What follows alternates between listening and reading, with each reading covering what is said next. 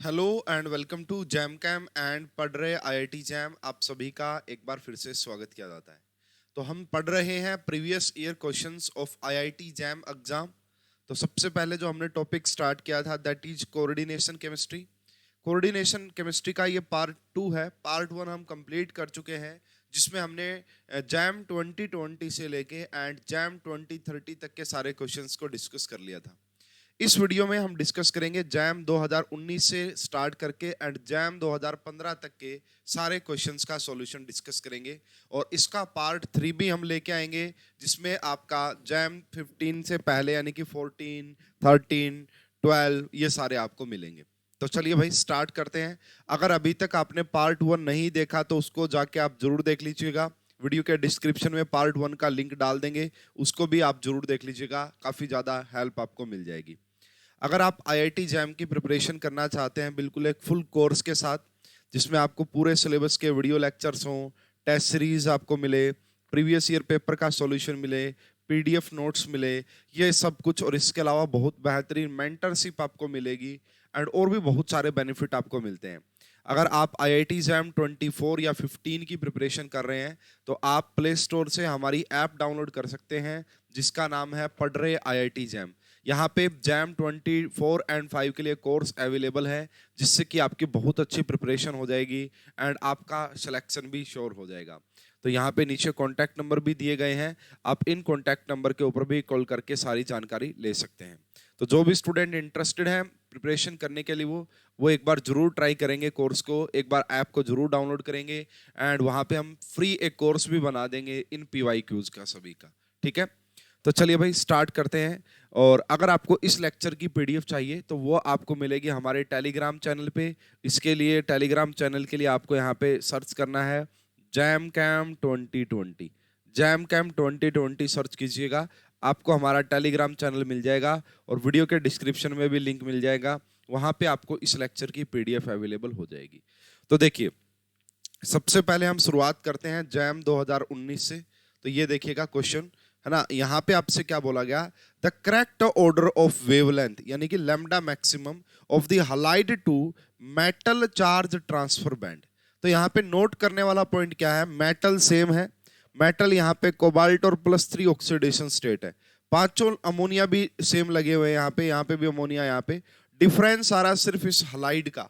तो देखिए, अगर मैं बात करता हूं फ्रॉम स्पेक्ट्रोकेमिकल सीरीज, अगर हम स्पेक्ट्रोकेमिकल सीरीज से बात करें तो सबसे वीक फील्ड लिगेंड में आता आई नेगेटिव, उससे ज्यादा फील्ड स्ट्रेंथ होती है बीआर की, और उससे ज्यादा फील्ड स्ट्रेंथ होती है आपका सीएल की।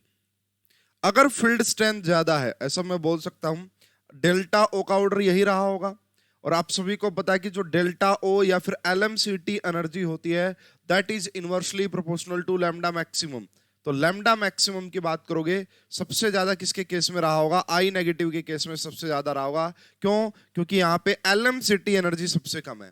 अब यहाँ पे एलएमसीटी एनर्जी सबसे कम क्यों है? क्योंकि ये जो गैप है इनका, डेल्टा ओ है या एलएमसीटी एनर्जी का गैप है, वो आई नेगेटिव के लिए सबसे कम होगा, क्योंकि इसकी फील्ड स्ट्रेंथ ज्यादा नहीं होती है। ठीक है, तो आई नेगेटिव की लैम्डा सबसे ज्यादा, फिर आएगी बीआर नेगेटिव के केस में, और सबसे कम हो गया आपका क्लोरीन के केस में। और ऐसा अगर आप ऑप्शन देख पा रहे हैं that is option number B. Option number B इस क्वेश्चन का सही आंसर होगा। ऑप्शन नंबर बी इस क्वेश्चन का सही आंसर रहा होगा। तो यहाँ पे आपको सिंपल सा बस ये देखना था कि भाई एनर्जी का ऑर्डर क्या होगा, जो एनर्जी का ऑर्डर होता है उसका जस्ट रिवर्स होता है आपका वेवलेंथ का, क्योंकि ये दोनों एक दूसरे के इनवर्सली प्रोपोर्शनल होते हैं। नेक्स्ट क्वेश्चन देखिएगा भाई, ट्रांस इफेक्ट से रिलेटेड। जो ट्रांस इफेक्ट का क्वेश्चन वो सीएसआर नेट में भी आ चुका है, गेट में भी आ चुका, गेट 17 के अंदर पूछा था, एंड आपका और भी बहुत सारे एमएससी एंट्रेंस में आ चुका है, बहुत जगह आपको ये क्वेश्चन पूछा जा चुका है। और मैं तो भाई इसके लिए पढ़ाता हूँ एक शानदार सी ट्रिक, जो कि मेरे द्वारा ही बनाई गई है, एक बहुत बढ़िया ट्रिक।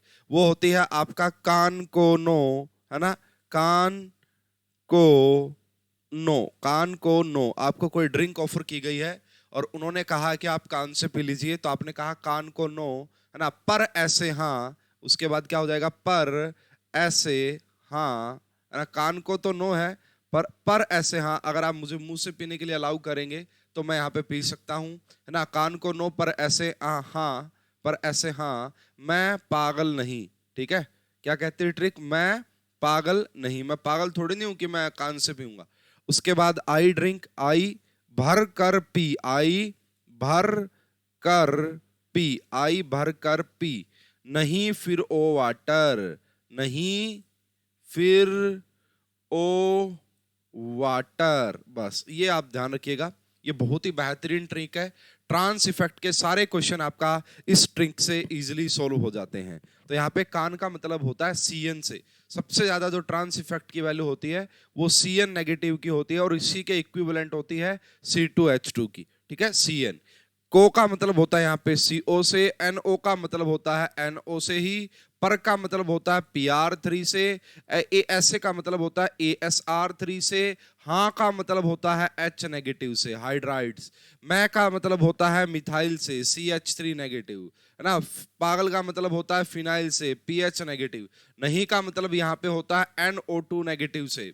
आई का मतलब आयोडीन से, भर का मतलब ब्रोमीन से, कर का मतलब क्लोरीन से, पी का मतलब पिरिडीन से, नहीं का मतलब अमोनिया से, फिर का मतलब फ्लोरीन से, ओ का मतलब OH नेगेटिव से और H2O का मतलब H2O से। तो ये आपका ऑर्डर होता है ट्रांस सीरीज का। ये आपका ट्रांस इफेक्ट की सीरीज जो होती है उसका ऑर्डर होता है। अब इस क्वेश्चन में आपको देखना है कि यही सेम क्वेश्चन आपका पूछा था किसमें, गेट में। The correct trend in the rate of substitution of Cl negative by pyridine। तो यहाँ पे देखो, इसके सामने क्लोरीन के सामने क्या लगा हुआ है, एक तो मिथाइल लगा हुआ है, एक फिनाइल लगा हुआ है, एक क्लोरीन ही लगा हुआ है और एक आपका हाइड्रोजन लगा हुआ है। तो अब इसका जो रेट है वो किस पर डिपेंड करेगा, इस क्लोरीन के रेट जो है डिपेंड करेगा इसकी ट्रांस इफेक्ट की वैल्यू के ऊपर। तो सबसे ज्यादा अभी अभी जस्ट मैंने पढ़ाई है ना, यहाँ पे सबसे ज्यादा होती है H की। देखो यहाँ पे आया था हाँ, उसके बाद आया था मिथाइल, उसके बाद आया था फिनाइल, एंड सबसे कम किसकी है यहाँ पे आपका क्लोरीन की, तो यहाँ जाके आई थी। यानी कि सबसे ज्यादा जो ट्रांस इफेक्ट की वैल्यू होती है वो हाइड्रोजन के केस में होती है। इसीलिए यहाँ से इस क्लोरीन के जाने का रेट सबसे फास्टेस्ट रहा होगा, फोर्थ पहले नंबर पे आएगा, यहाँ पे भी फोर्थ, यहाँ पे भी फोर्थ, यहाँ पे भी फोर्थ। उसके बाद मैं पागल नहीं यानी कि मिथाइल, तो मिथाइल का नंबर यहाँ पे भी, ये दोनों ऑप्शन। और उसके बाद आएगा फिनाइल, है ना। तो फिनाइल आपको दिख रहा ऑप्शन नंबर फर्स्ट में। Option number first is the correct answer. Same question आपका गेट 17 के अंदर भी पूछा गया था, सेम क्वेश्चन। तो ट्रांस इफेक्ट का कभी भी क्वेश्चन आए, अगर आपको ये सीरीज याद रह गई फिर आपको कोई भी प्रॉब्लम होने वाली नहीं है ट्रांस इफेक्ट से रिलेटेड क्वेश्चन में। नेक्स्ट क्वेश्चन बहुत ज्यादा सिंपल क्वेश्चन आपका पूछा गया था क्रिस्टल फील्ड थ्योरी CFT से। अब ये कह रहा था observed magnetic moment of this Mn आपका +3, Fe+3 एंड ये सब, इसकी इतनी है, इसकी इतनी है, सभी के बता दी यहाँ पे।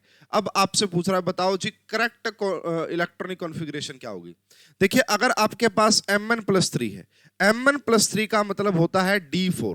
और अब अगर आपको चाहिए कि इसकी मैग्नेटिक मोमेंट कितनी आ जाए, आपका 4.95। देखिए भाई ट्रिक क्या रहती है यहाँ पे, ट्रिक ये रहती है यहाँ पे कि अगर डेसिमल से पहले जो भी नंबर आपको दिखे अगर वो 5 से कम है तो उतने ही अनपेयर्ड इलेक्ट्रॉन होते हैं। अब आपसे ये पता लग गया कि Mn+3 आपका D4 कॉन्फ़िगरेशन शो करता है एंड यहाँ पे 4 अनपेयर्ड इलेक्ट्रॉन आने चाहिए तब जाके मैग्नेटिक मोमेंट आएगी। तो अब आपको इस प्रकार से 4 अनपेयर्ड इलेक्ट्रॉन कब आ सकते हैं D4 में, जब आप उसको हाई स्पिन कॉम्प्लेक्स बनाओगे, 1 2 3 और 4। तो ये Mn+3 की कहानी हो गई। तो यहाँ पे T2G के अंदर आप 3 इलेक्ट्रॉन देख पा रहे हैं और Eg के अंदर आप 1 इलेक्ट्रॉन देख पा रहे हैं। तो यहाँ से हमें आइडिया लग गया कि Mn+3 की जो आपका कॉन्फ़िगरेशन रही होगी that is T2G3 and Eg1। ऐसा आपका एक ऑप्शन आप एलिमिनेट कर पाओगे कि ये पॉसिबल नहीं है। दूसरा यहाँ पे अगर हम देखते हैं सेकंड ऑप्शन में आपसे क्या बोला गया है, Fe+3। Fe+3 हो गया एंड ये हो गया D5। अब यहाँ पे बोला गया कि इसकी मैग्नेटिक मोमेंट आ रही है 6.6। तो यहाँ पे देखो रीजन और भी होते हैं इसके आने के, है ना। तो यहाँ पे मतलब की है कि 5 अनपेयर्ड इलेक्ट्रॉन तो होने चाहिए तभी जाके कोई मैग्नेटिक मोमेंट इतनी पॉसिबल हो सकती है। तो 5 अनपेयर्ड इलेक्ट्रॉन बनाओ यहाँ पे। तो 5 इलेक्ट्रॉन अनपेयर्ड इलेक्ट्रॉन कब बनेंगे, जब ये आपका हाई स्पिन रहा हुआ 1 2 3 4 5। तो यहाँ पे अगर आप देखेंगे तो इसका जो मैग्नेटिक मोमेंट आ जाएगा, इसकी जो कॉन्फ़िगरेशन आ जाएगी T2G3 हो जाएगा एंड आपका Eg2 हो जाएगा।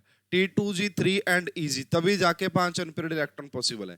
तो यहाँ पे ये वाला ऑप्शन नहीं हो सकता, इन दोनों में से आंसर आएगा। अब हम बात करते हैं कोबाल्ट +3 की। कोबाल्ट +3 हो और अनपेयर्ड इलेक्ट्रॉन एक भी ना हो, तो आप सभी को ये पता होना चाहिए कि कोबाल्ट +3 का मतलब होता है D6, और ये अगर लो स्पिन होगा तो यहाँ पे कोई भी अनपेयर्ड इलेक्ट्रॉन नहीं होगा, तो यहाँ पे 0 अनपेयर्ड इलेक्ट्रॉन होंगे। और लो स्पिन होने का मीनिंग यहाँ पे क्या हो गया भाई, लो स्पिन होने का मतलब होगा कि T2G के अंदर 6 आ गए, 1 2 3 4 5 6, तो T2G के अंदर आप 6 देख पा रहे होंगे।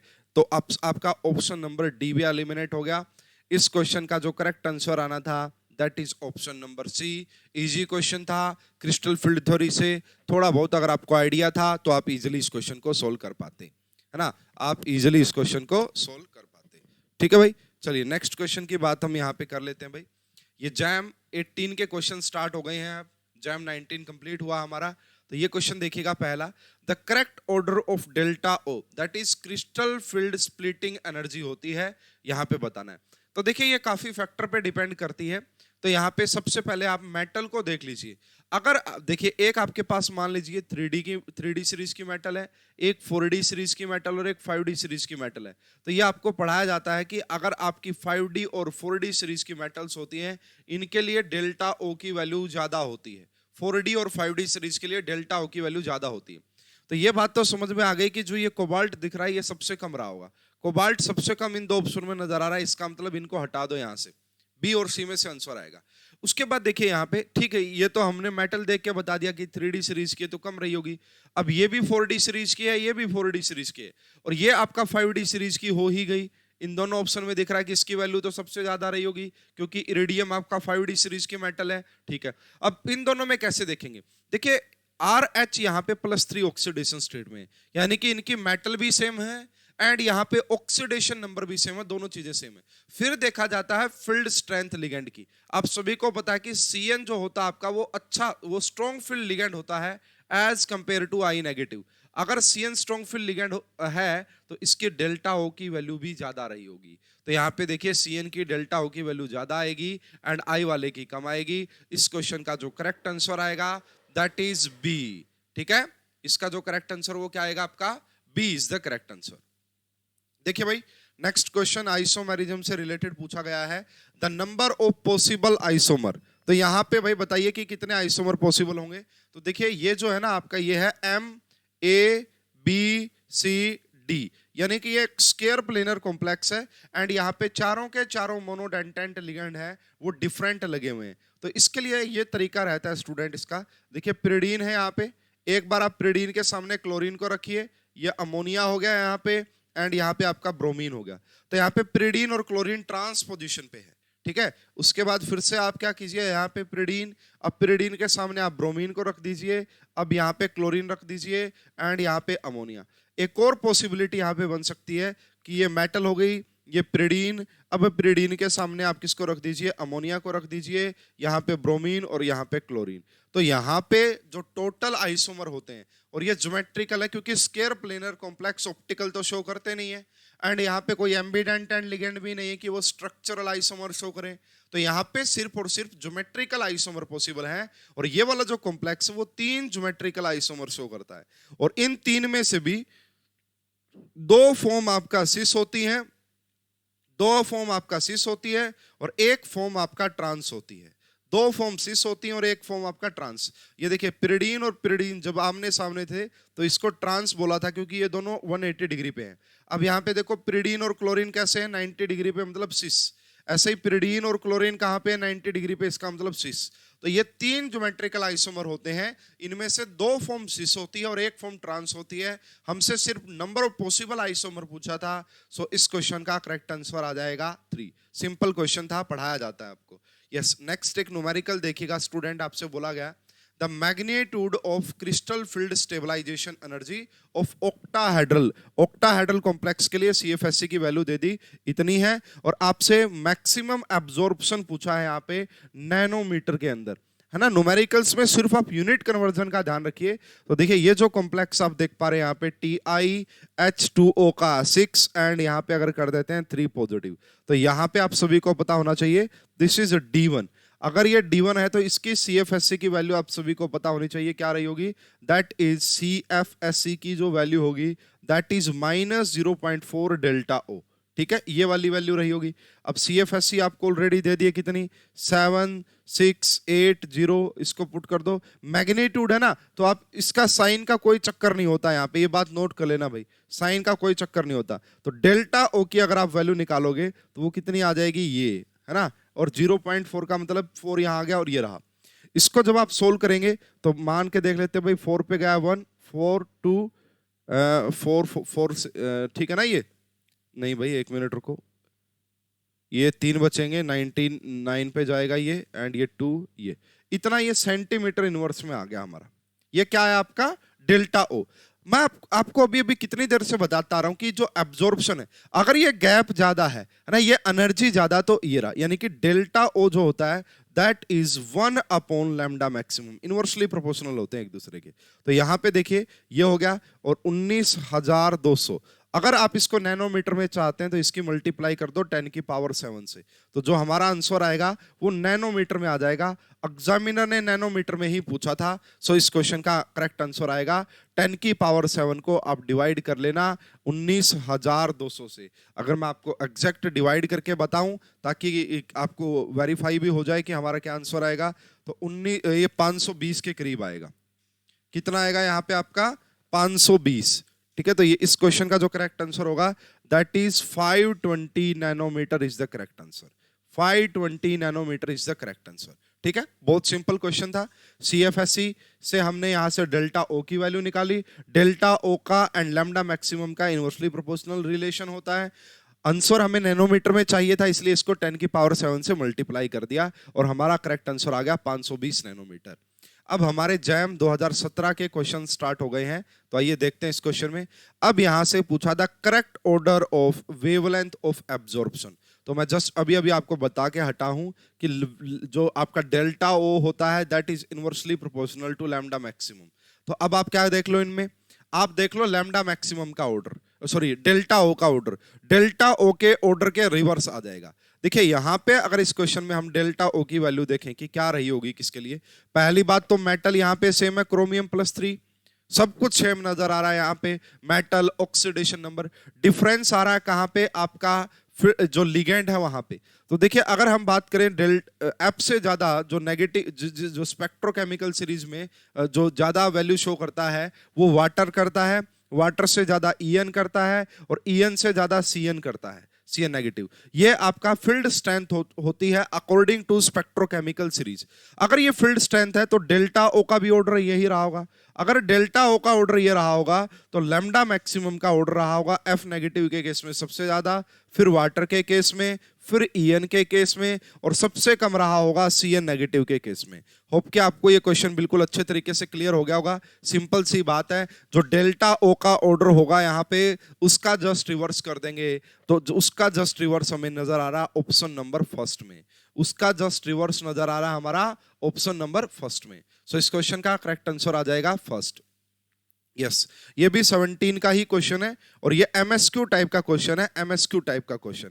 आपसे यहां पे बोला गया है, बताइए Jahn Teller distortion is observed in octahedral complex with D electronic configuration, है ना। तो भाई आपको मैंने बताया था कि JTD कहां शो करते हैं, JTD कौन शो करते हैं, JTD वो शो करते हैं या तो उनका इजी अनसिमेट्रिकल हो या फिर उनका T2G अनसिमेट्रिकल हो। अगर वहां पे इजी या T2G अनसिमेट्रिकल होता है तो वो आपका क्या शो करते हैं, JTD शो करते हैं। सबसे पहले D5 high spin JTD show करेगा, बिल्कुल भी नहीं करेगा। क्यों, 1 2 3 4 5 इजी भी सिमेट्रिकल हो गया एंड T2G भी सिमेट्रिकल हो गया। इसका मतलब D5 high spin JTD show नहीं करेगा। क्या D5 लो स्पिन करेगा क्या, यस बिल्कुल करेगा D5 लो स्पिन। क्यों, क्योंकि यहाँ पे T2G अनसिमेट्रिकल हो जाएगा। 1 2 3 1 2 3 4 5 T2G अनसिमेट्रिकल हो गया, तो ये JTD शो करेगा B वाला। D6 हाई स्पिन करेगा क्या, यस बिल्कुल करेगा D6 हाई स्पिन। 1 2 3 4 5 6, अगर यहाँ पे 6 हो गए इसका मतलब T2G अनसिमेट्रिकल, और अगर T2G अनसिमेट्रिकल तो ये JTD शो करेगा। क्या D6 लो स्पिन शो करेगा क्या, नहीं करेगा, क्योंकि D6 लो स्पिन में T2G भी सिमेट्रिकल हो जाएगा एंड EG में तो कोई इलेक्ट्रॉन है ही नहीं। तो यहाँ पे JTD की बात की जाए तो B and C is the correct answer. B and C is the correct answer अगर आपसे जेटीडी के बारे में पूछा गया है तो। चलिए जी नेक्स्ट क्वेश्चन, जैम 17 का ही क्वेश्चन है ये भी आपका। The number of unpaired electron बताइए। तो ये क्वेश्चन आपका पहले भी आ चुका है जैम 21 में, वहां पे इससे रिलेटेड पूछा था कि जेटीडी के बारे में पूछा था शायद इससे रिलेटेड, है ना। तो यहाँ पे देखिए जो निकल आप देख पा रहे हैं, निकल यहाँ पे आपका +4 ऑक्सीडेशन स्टेट में, निकल आपका +4 ऑक्सीडेशन स्टेट में। निकल +4 का मतलब होता है D6, निकल +4 का मतलब होता है आपका D6। और यहां पे एक बात ध्यान रखिएगा, वैसे तो F negative weak field ligand होता है, बट निकल +4 ऑक्सीडेशन नंबर बढ़ने से फील्ड स्ट्रेंथ बढ़ती है, तो यहाँ पे फ्लोरीन आपका स्ट्रॉन्ग फील्ड लिगेंड के तौर पे काम करता है। और यहाँ पे पेयरिंग होगी 1 2 3 4 5 6। तो यहाँ पे अगर आप देखोगे ये बनेगा D6 लो स्पिन का केस, और यहाँ पे आपको 0 अनपेयर्ड इलेक्ट्रॉन नजर आएंगे, यहाँ पे आपको 0 अनपेयर्ड इलेक्ट्रॉन नजर आएंगे। ये काफी इंपॉर्टेंट क्वेश्चन है, ध्यान रखिएगा। इस क्वेश्चन का जो करेक्ट आंसर है दैट इज 0, कोई भी अनपेयर्ड इलेक्ट्रॉन नहीं है। और ये जो मॉलिक्यूल है वो डायामैग्नेटिक रहा होगा, ये मॉलिक्यूल आपका डायामैग्नेटिक रहा होगा क्योंकि कोई भी अनपेयर्ड इलेक्ट्रॉन यहाँ पे नहीं है। चलिए जी नेक्स्ट क्वेश्चन पे, अब हम जैम 16 के क्वेश्चंस पे आ चुके हैं। तो यहाँ पे आपसे बोला गया क्रिस्टल फील्ड स्टेबलाइजेशन एनर्जी बताइए इस कॉम्प्लेक्स के लिए। तो यहाँ पे अगर आप देखेंगे तो ये है आपका Mn+2, और Mn+2 का मतलब होता है D5। वाटर यहाँ पे वीक फील्ड लिगेंड होता है, इसलिए ये आपका हाई स्पिन कॉम्प्लेक्स रहा होगा, है ना, हाई स्पिन कॉम्प्लेक्स। अगर इसमें देखें कि इसकी CFSC की वैल्यू क्या आएगी, 1 2 3 4 5, ठीक है। तो आप सभी को पता होगा कि यहाँ पे ये जो गैप होता है ये होता है आपका -0.4 डेल्टा O, और ये वाला जो गैप होता है दैट इज आपका +0.6 डेल्टा O। तो CFSC हम कैसे निकालते हैं crystal field stabilization energy, number -0.4 delta O और इसकी मल्टीप्लाई कर दो T2G के अंदर कितने इलेक्ट्रॉन है, प्लस 0.6 डेल्टा O और इसकी मल्टीप्लाई कर दो इसके अंदर कितने इलेक्ट्रॉन है। जब देखोगे तो यहाँ पे डेल्टा जो CFSC जो आएगी वो 0 डेल्टा O होगी। सो इस क्वेश्चन का करेक्ट आंसर होगा फर्स्ट, इस क्वेश्चन का जो करेक्ट आंसर होगा वो होगा फर्स्ट, ठीक है। होप कि आपको क्लियर हो गया होगा। नेक्स्ट क्वेश्चन देखिएगा, ये जैम 16 का क्वेश्चन है। The true statement about this, इसके बारे में ट्रू स्टेटमेंट बताइए क्या होगी। तो यहाँ पे देखिए ये आपका कॉपर +2 ऑक्सीडेशन स्टेट में है। कॉपर +2 का मतलब होता है D9, क्या होता है D9, और D9 को जब लिखते हैं तो कैसे लिखा जाता है, T2G6 होता है और Eg3 होता है। और जब भी Eg अनसिमेट्रिकल है तो यहाँ JTD होगा, क्या होगा भाई, यहाँ पे जॉन टेलर डिस्टोर्शन होगा, जॉन टेलर डिस्टोर्शन होगा। और जब भी Eg अनसिमेट्रिकल हो, देखना नोट करना स्टूडेंट इस पॉइंट को, है ना, अगर आपका JTD हो एंड वहां पे Eg अनसिमेट्रिकल हो तो वहां पे होता है आपका जेड आउट।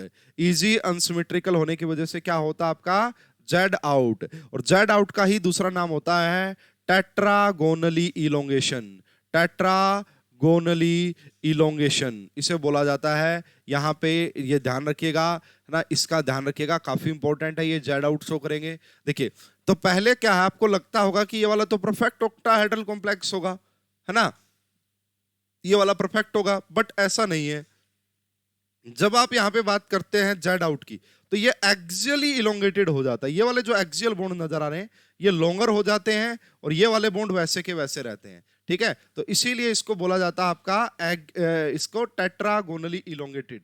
तो जेड आउट का मीनिंग क्या होता है कि 4 बॉन्ड लेंथ स्मॉलर रही होंगी, 2 बॉन्ड लेंथ लॉन्गर रही होंगी। और जेड आउट कैसे पता लगा आपको, क्योंकि Eg अनसिमेट्रिकल है, जहां पे भी Eg अनसिमेट्रिकल होता है वहां पे जेड आउट देखने को मिलेगा।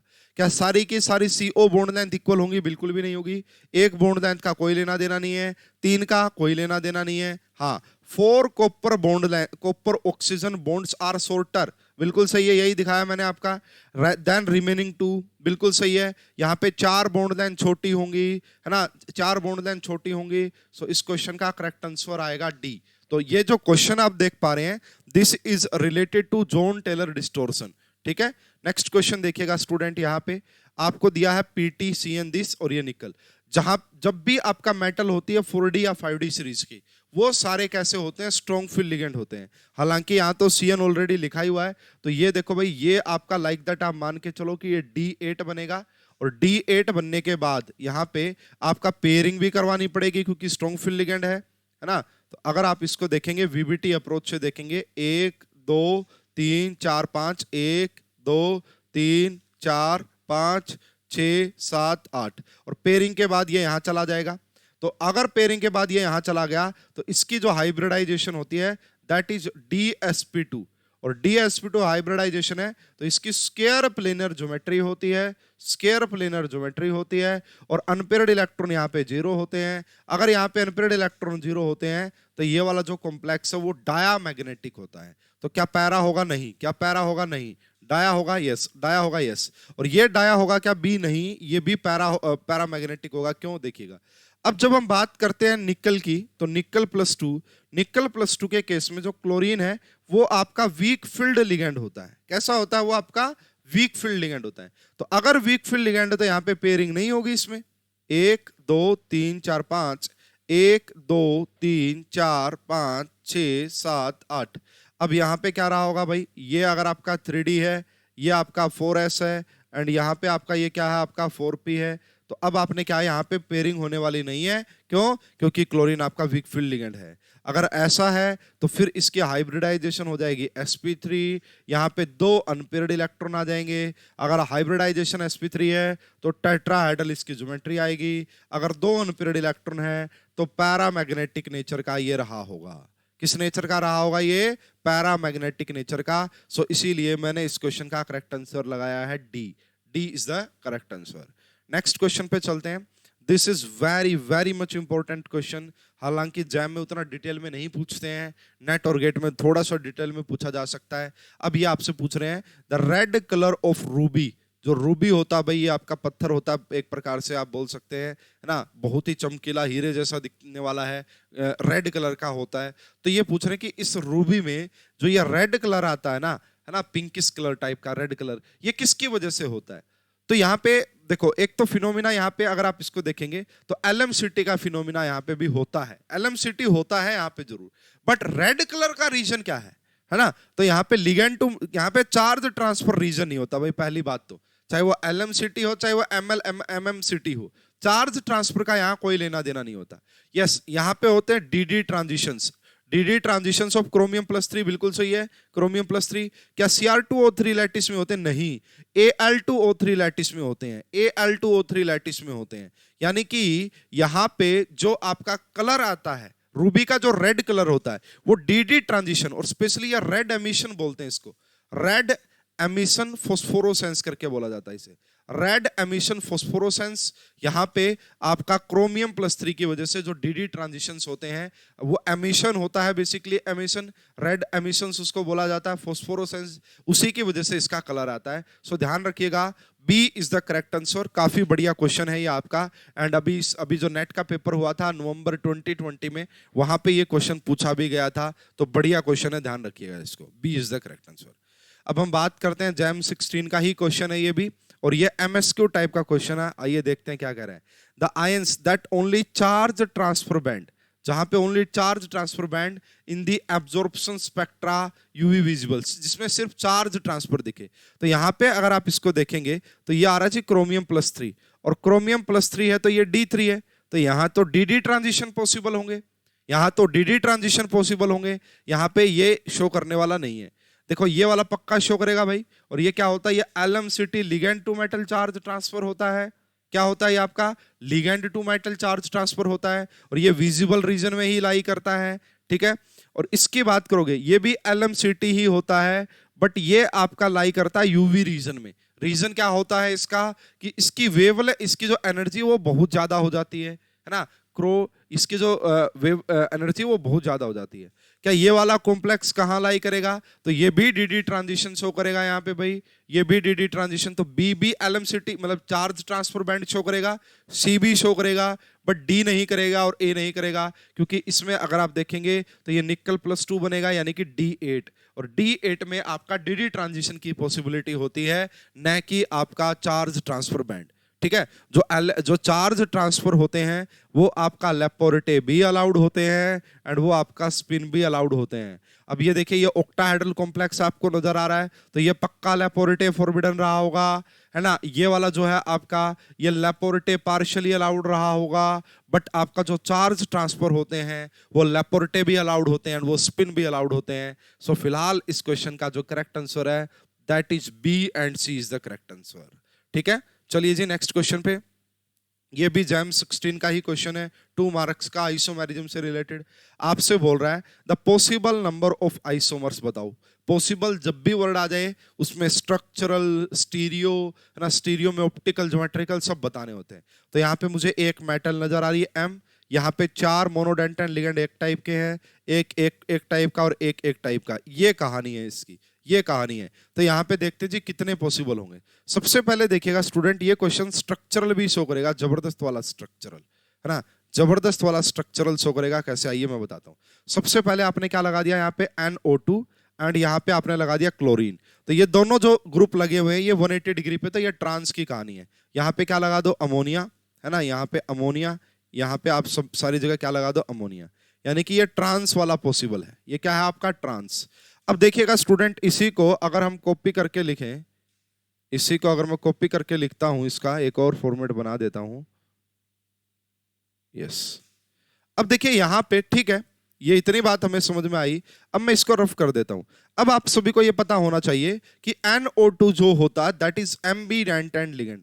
अगर ये एम्बीडेंटेंट लिगेंड है, अगर ये आपका एम्बीडेंटेंट लिगेंड है, तो यहां पे पॉसिबिलिटी होगी किसकी, लिंकेज आइसोमर की। तो पहला आइसोमर ये हो गया, दूसरा आइसोमर ये हो गया, ये दोनों अलग अलग हो गए अब यहाँ पे। ठीक है, इसी प्रकार जब आप देखेंगे सिस पोजीशन बनाएंगे, इन दोनों को आप जब सिस पे लगा रहे होंगे तो वहां पे क्या होगा, एक जगह NO2 लगा देना, ये क्लोरीन आ गया यहाँ पे। ठीक है, यहाँ पे सारी जगह क्या आ जाएगा आपका, अमोनिया, नाइट्रोजन।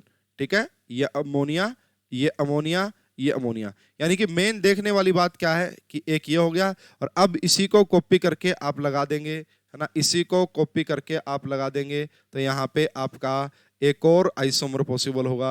अब इस आइसोमर में ध्यान देने वाली बात क्या है कि यहाँ पे आप इसके लिंकेज को चेंज कर दीजिए, है ना, यहाँ पे आप ONO बना दीजिए।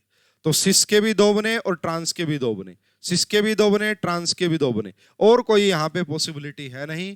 तो इसके अंदर अगर आपसे पूछे कि बताओ पॉसिबल नंबर ऑफ आइसोमर्स कितने होंगे, तो 4 इज द करेक्ट आंसर। क्या आएगा, 4 is the correct answer. Hope कि आपको काफी अच्छे से समझ में आ गया होगा ये क्वेश्चन। नेक्स्ट क्वेश्चन देखिएगा, JAM 15, the first row transition metal complex having tetrahedral geometry. अब ये कह रहा है कि जो टेट्राहेड्रल ज्योमेट्री है ना, वो आपको पढ़ाया जाता है कि वहां पे कोई लो स्पिन हाई स्पिन का कंसेप्ट नहीं होता, सारे के सारे हाई स्पिन होते हैं। पूछ रहा है ऐसा क्यों होता है, पूछ रहा है ऐसा क्यों होता है। देखिए अगर आपने ये स्प्लिटिंग पढ़ी होगी, ये हमारा टेट्राहेड्रल होता है। अब ये जो वैल्यू होती है इसको हम डेल्टा टी बोलते हैं। तो ये देखा जाता है कि जो डेल्टा टी होता है, ये जो splitting energy for tetrahedral complex, ये पेयरिंग एनर्जी से कम होती है। अगर ये एनर्जी कम है पेयरिंग से, तो इलेक्ट्रॉन ऊपर जाना पसंद करते हैं, यानी कि वो हाई स्पिन कॉम्प्लेक्स होते हैं। ऑक्टा में ऐसा नहीं होता है। ऑक्टा में तो हम देखते हैं कि भाई कि यहाँ पे लो स्पिन होगा या हाई स्पिन होगा, डेल्टा ओ की वैल्यू देखी जाती है। बट टेट्रा में ये वैल्यू काफी कम होती है पेयरिंग एनर्जी से, इसीलिए सारे के सारे हाई स्पिन कॉम्प्लेक्स होते हैं, है ना। तो क्या डेल्टा टी ज्यादा होता है पेयरिंग से? नहीं। क्या डेल्टा टी कम होता है पेयरिंग से? यस, बिल्कुल सही है, यस बिल्कुल सही होगा ये। ठीक है, क्या डेल्टा टी बड़ा होता है क्या डेल्टा टी ओ से? नहीं होता ये भी, और इक्वल तो हो ही नहीं सकते। और आपने जरूर ये रिलेशन पढ़ी होगी कि जो डेल्टा टी होता है that is 4/9 times of delta O, यानी कि डेल्टा टी कम होता है डेल्टा ओ से। तो इस क्वेश्चन का करेक्ट आंसर आ जाएगा बी। चलिए जी नेक्स्ट क्वेश्चन पे देखते हैं क्या कह रहा है आपसे। यहाँ पे जैम 15 के अंदर अ फिल्टर पेपर, यहाँ पे cadmium acetate solution turns yellow, है ना, ऑन एक्सपोजर टू H2S। भाई ये जो कैडमियम एसीटेट था आपका, इसकी रिएक्शन आपने करवाई किसके साथ? आपका H2S के साथ। तो कैडमियम की रिएक्शन H2S के साथ जब करवाई होगी तो क्या बना होगा? CDS। अब ये पूछ रहे हैं भाई CDS का जो येलो कलर होता है ना, ये किस वजह से होता है? तो देखिए ये होता है आपका LMCT की वजह से, ligand to metal charge transfer की वजह से। देखिए यहाँ पे, है ना, LMCT 2 टाइप की पढ़ाई जाती है आपको। LMCT होती है दो टाइप की, कौन कौन सी? एक होती है जब जहां पे D के पास 0 इलेक्ट्रॉन हो एंड आपका जो डोनर एटम हो वो सेकंड पीरियड का एलिमेंट रहा हो। तो ये जो LMCT होती है आपका, ये आपका LMCT जरूर है, ये होती है आपका P2D। इसको हम क्या बोलते हैं? P2D, यानी कि लिगेंड अपने p ऑर्बिटल से एंड मेटल अपने d ऑर्बिटल में एक्सेप्ट करता है। एक और टाइप के LMCT होती है जब D फुली फिल्ड होता है एंड थर्ड पीरियड के यहाँ पे डोनर एटम लगे होते हैं, तो ये भी LMCT का ही एग्जांपल होता है। अब ये होता है P2S, क्योंकि अब 3D तो खाली नहीं है, अब जो लिगेंड इलेक्ट्रॉन देगा वो 4s में देगा, तो ये भी LMCT का ही एग्जांपल होता है। Ligand to metal charge transfer का एग्जांपल होता है। तो क्या DD होगा? नहीं। क्या मेटल टू लिगेंड होगा? नहीं। क्या ligand to metal charge transfer होगा? यस, बिल्कुल सही है, बिल्कुल सही है ये क्वेश्चन। ठीक है, चलिए जी नेक्स्ट। देखिए भाई, जैम में स्पाइनल से रिलेटेड कभी क्वेश्चन आया नहीं है, जैम 15 को छोड़ के, आ सकता पढ़ लेना। इनमें से पूछ रहे कि नॉर्मल स्पाइनल कौन सा है। देखिए आयरन, देखिए स्पाइनल्स क्या होते हैं? A B2O4 मिक्स ऑक्साइड होते हैं, यही तो स्पाइनल होते हैं ना। यहाँ पे जो A होता है वो +2 ऑक्सीडेशन स्टेट में होता है एंड यहाँ पे जो 2 B होते हैं वो +3 ऑक्सीडेशन स्टेट में होते हैं। अगर आपका A यानी कि लोअर ऑक्सीडेशन स्टेट वाला चला जाए टेट्राहाइड्रलोइड में और आपका हायर ऑक्सीडेशन स्टेट वाले चले जाएं ऑक्टाहाइड्रलोइड में, तो इनको हम बोलते हैं क्या? कि ये नॉर्मल स्पाइनल होते हैं। ये क्या होते हैं? आपका नॉर्मल स्पाइनल। और जब इसका रिवर्स होता है तो वो इनवर्स स्पाइनल हो जाते हैं। ठीक है, अब बात आती है, देखो Fe जहां पे भी +3 में मिले, Fe जहां पे भी +3 फॉर्मेट में मिल जाए, वो सारे होंगे इनवर्स स्पाइनल, एक्सेप्ट सिर्फ एक को छोड़ के, सिर्फ एक को छोड़ के, और वो है जिंक के साथ, है ना, वो है जिंक के साथ। ये ध्यान रख लेना बस, Fe2O4। Fe+3 कहीं पे भी दिख जाएगा, वो सारे इनवर्स होंगे। देखो Fe दिख गया इनवर्स, Fe दिख गया इनवर्स, Fe दिख गया इनवर्स, Fe दिख गया बट जिंक के साथ। अगर वो जिंक के साथ है तो नॉर्मल स्पाइनल, और बाकी जगह सारी जगह इनवर्स स्पाइनल। अब आप कहोगे ऐसा क्यों होता है कि +3 इनवर्स स्पाइनल? देखिए +3 का मतलब होता है D5 और D5 का मतलब होता है CFSC 0, हाई स्पिन मान के चलते हैं सभी को यहाँ पे ना 0। और अगर CFSC 0 हो गई तो ये जो हायर ऑक्सीडेशन स्टेट वाला है ये ऑक्टाहेड्रल में जाना पसंद नहीं करेगा। अगर ये ऑक्टा में नहीं जाएगा तो इनवर्स स्पाइनल ही होगा ना। बट जिंक के केस में क्या होता है ना, जिंक की CFSC भी 0 ही होती है ना, इसकी CFSC भी 0 ही होती है। तो यहाँ पे लोअर ऑक्सीडेशन स्टेट वाला टेट्राहाइड्रल में जाता है एंड हायर वाला ऑक्टा में जाता है। बट बाकी हर जगह ऐसा नहीं होता है, तो ये ध्यान रखिएगा। Fe जहां पे भी +3 फॉर्म में दिख जाए, पॉसिबिलिटी है कि वो इनवर्स स्पाइनल होगा एक्सेप्ट जिंक के साथ। ठीक है, चलिए, तो डी इस क्वेश्चन का करेक्ट आंसर। अब आपसे क्वेश्चन पूछा गया है, ग्राउंड स्टेट टर्म बताइए for free ion with 3D7 configuration. तो आइए भाई देख लेते हैं 3D7 कॉन्फ़िगरेशन की हम कैसे निकालेंगे यहाँ पे टर्म। तो 1 2 3 4 5 हो गए यहाँ पे, 1 2 3 4 5 6 7। यहाँ पे +2 होता है, यहाँ पे +1 0 -1 -2। सबसे पहले कैपिटल L की वैल्यू निकाल लेते हैं। 2 की मल्टीप्लाई, ये 2 इलेक्ट्रॉन है 4, 1 की मल्टीप्लाई 2 6 हो गया, 6 में से -1 -2 यानी कि 6 में से 3, यानी कि जो हमारा अगर कैपिटल L की वैल्यू 3 होती है तो हमारी F स्टेट आती है। अनपेयर्ड इलेक्ट्रॉन कितने दिख रहे हैं यहाँ पे? आपका 3। तो स्पिन क्वांटम नंबर क्या आ रहा होगा? 3/2। स्पिन मल्टीप्लिसिटी क्या होती है आपका? 2s+1, 2 3/2 प्लस में 1, यानी कि स्पिन मल्टीप्लिसिटी कितनी आ गई? 4। तो आपके पास L आ गया, आपके पास S आ गया। तो अगर मोर देन हाफ फिल्ड हो, ये नीचे जो देख रहे हैं आप, ये J होता है भाई, यहाँ नीचे क्या होता है? J। अगर आपका ये मोर देन हाफ फिल्ड हो तो J होता है आपका L+S। क्या होता है? J L+S। L की वैल्यू 3 एंड S की वैल्यू ये रहा जी। तो इसको जब आप देखेंगे तो कितना आ जाएगा? 9/2। कितना आ जाएगा? 9/2। तो ये देखिए, ये आपका ग्राउंड स्टेट टर्म आ गई, ये आपका ग्राउंड स्टेट टर्म आ गई किसके लिए? D7 कॉन्फ़िगरेशन के लिए। सो क्वेश्चन का करेक्ट आंसर क्या आ जाएगा आपका? बी। सिंपल है बिल्कुल, बहुत आसानी से। अगर मोर देन हाफ फिल्ड होता है तो इसकी वैल्यू होती है L+S, अगर ये लेस देन हाफ फिल्ड होता तो ये L-S होता, है ना। तो इस प्रकार से इसको देखते हैं। नेक्स्ट क्वेश्चन देखिएगा, ये भी काफी बढ़िया क्वेश्चन है, मैग्नेटिक प्रॉपर्टी से related. The complex that is expected to show orbital contribution to overall magnetic moment. तो ऑर्बिटल कंट्रीब्यूशन कहां देखने को मिलता है? जहां पे T2G अनसिमेट्रिकल हो, जहां पे T2G में अनसिमेट्रिकल फिलिंग ऑफ इलेक्ट्रॉन हो, वहां पे आपका क्या होता है, ऑर्बिटल कंट्रीब्यूशन ऐड होता है ओवरऑल मैग्नेटिक मोमेंट में। ये आ गया जी क्रोमियम प्लस 3। क्या आ गया, क्रोमियम प्लस 3। और क्रोमियम प्लस 3 का मतलब होता है T2G सिमेट्रिकल है। देखो 1 2 3, ये तो सिमेट्रिकल है, हटा दो, यानी कि पहला पॉसिबल नहीं होगा। मैंने बोला T2G अनसिमेट्रिकल होना चाहिए। जब हम बात करते हैं कोबाल्ट प्लस 2 की, कोबाल्ट प्लस 2 का मतलब होता है D7। कोबाल्ट प्लस 2 का मतलब D7, 1 2 3 4 5 6 7, यस। अब T2G अनसिमेट्रिकल दिख गया। अगर T2G अनसिमेट्रिकल है तो पक्का यहाँ पे इसका कंट्रीब्यूशन ऑर्बिटल कंट्रीब्यूशन रहा होगा। निकल प्लस 2 आएगा यहाँ से। निकल प्लस 2 का मतलब होता है D8, और D8 में T2G सिमेट्रिकल होता है। यह है कॉपर प्लस 2 D9, और D9 में भी आपका T2G सिमेट्रिकल होता है। इसलिए ना इसका रोल होगा ना इसका रोल होगा। इस क्वेश्चन का करेक्ट आंसर आएगा बी। इस क्वेश्चन का करेक्ट आंसर आएगा बी। चलिए नेक्स्ट क्वेश्चन पे चलते हैं। ये फिर से एक न्यूमेरिकल आपसे पूछा गया है। The crystal field stabilization energy आपको दे रखी है और आपसे डेल्टा ओ की वैल्यू पूछी है। यूनिट जरूर ध्यान रखिएगा, दैट इज किलोजूल पर मोल के अंदर। तो सबसे पहले यहाँ पे हम क्या देखते हैं, ये हो गया जी कोबाल्ट प्लस 2, और कोबाल्ट प्लस 2 का मतलब होता है D7, और वाटर यहाँ पे वीक फील्ड लिगैंड है क्योंकि प्लस 2 ऑक्सीडेशन स्टेट है। तो यहाँ पे 1 2 3 4 5 6 7 है ना। अगर आप इसकी CFSC निकालने जाएंगे, दैट इज क्या हो जाएगा, 5 माइनस 0.4 इंटू में मल्टीप्लाई कर देंगे 5 से, प्लस में 0.6 डेल्टा ओ की मल्टीप्लाई कर देंगे 2 से। इसको सोल्व करोगे ये -2 डेल्टा ओ आ जाएगा, ये आपका +1.2 डेल्टा ओ आ जाएगा, यानी कि ओवरऑल आएगा 0.8 डेल्टा ओ माइनस का।